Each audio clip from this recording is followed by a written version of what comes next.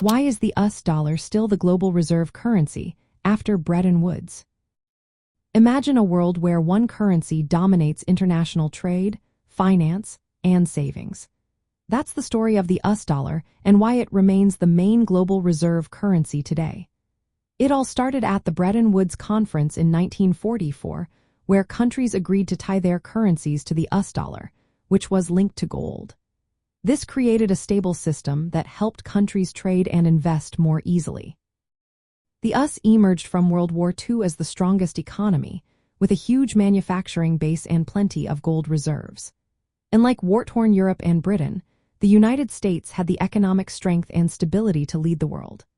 When President Richard Nixon ended the gold standard in 1971, it was called the Nixon shock. The dollar was no longer backed by gold but by the US government's promise and economic power.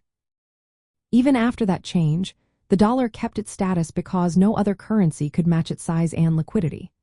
US financial markets are the biggest and most open, making it easy to buy and sell US dollars. The Federal Reserve's policies and the political stability of the United States also make the dollar attractive. Countries and banks hold large amounts of dollars in their reserves because they trust US institutions and see the dollar as safe and reliable. Most international trade, especially in commodities like oil and gold, is settled in dollars. This network effect means it's costly and complicated for countries to switch to other currencies.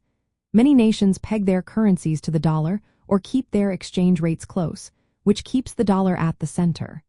The US dollar is also widely held in the form of US Treasury securities, which are considered very safe investments. This global demand supports the dollar's reserve status.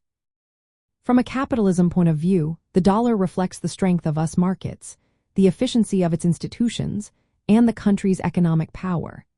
It makes international trade smoother because everyone trusts and understands the dollar. So, even after the Bretton Woods system ended, the dollar's dominance stayed because of the US's economic might, trust in its systems, and the practical benefits of using a single, stable currency worldwide.